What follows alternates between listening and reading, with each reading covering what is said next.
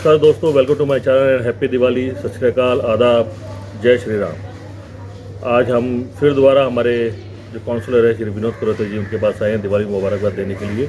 और वो मुबारकबाद देंगे कोटला के निवासी कस्तूरबा नगर के हमारे जो काउंसलर हैं, वो उससे कुछ वार्तालाप करेंगे। वो क्या इस बार दिवाली के लिए बोलना चाहते हैं कोटला निवासी के लिए। नमस्कार sir, welcome to my channel.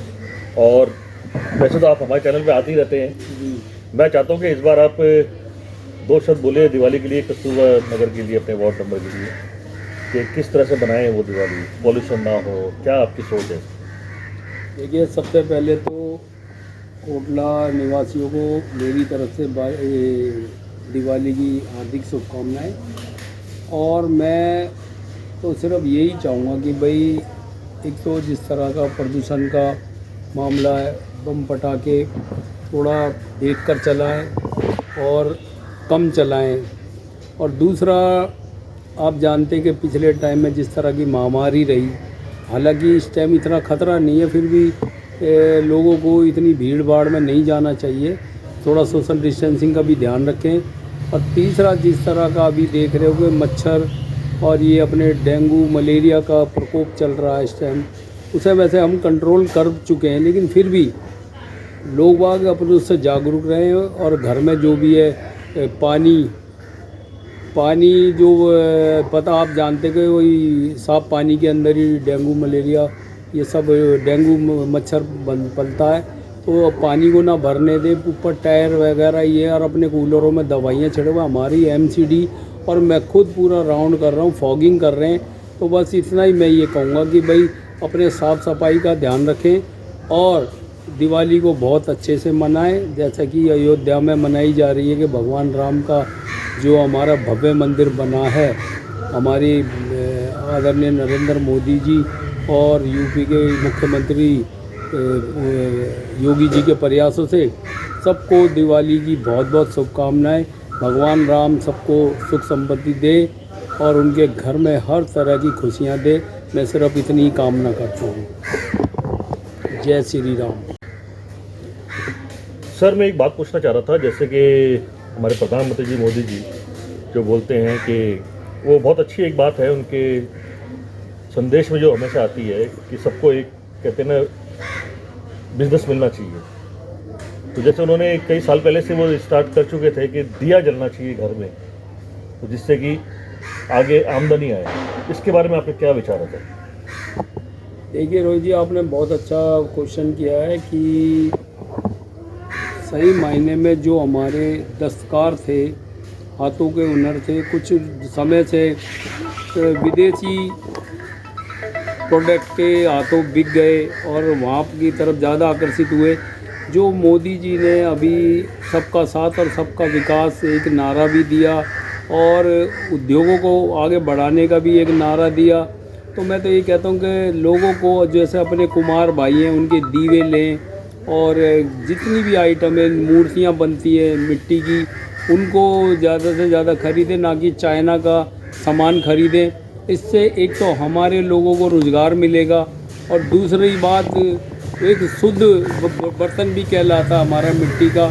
और चाइना का हमारे को बहिष्कार करना चाहिए, उनकी आइटमों का बहिष्कार करना चाहिए कि जिस चाइना ने हमारे को इतनी बड़ी समस्या के अंदर डाला और हमारे हर वक्त विरोध में खड़े रहते, हमारी निंदा करते रहते, हमारे पर बॉर्डरों पर पूरी तरह से अटैक करने के लिए करते, तो उनका हमें प्रोडक्ट नहीं खरीदना चाहिए और हमें सारा स्वदेशी ही माल खरीदना चाहिए।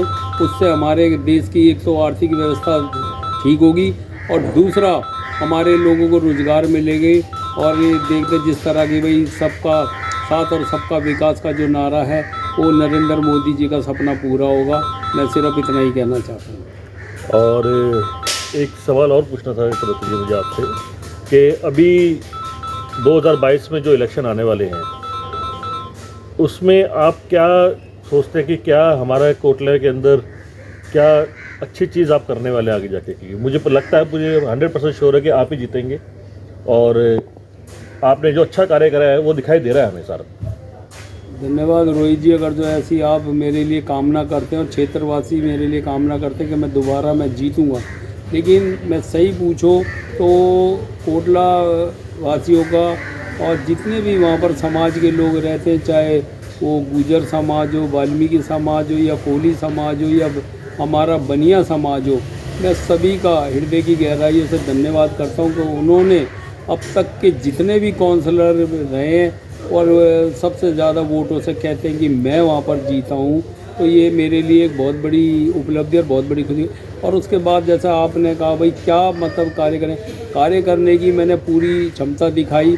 जैसे कि आप देख रहे हैं वहाँ पर बाबू पार्क के जच्चा बच्चा सेंटर जो हमारे गांव में नहीं है वो बनने जा रहा, वो 10-15 दिन में उसका उद्घाटन हो जाएगा।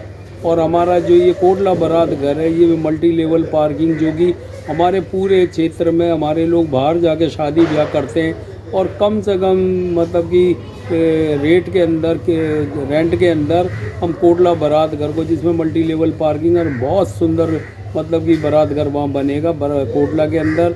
उसका करीब वो प्रोसेस पर उस पर है हमारा मतलब बिल्कुल बनने की तैयारी पर है।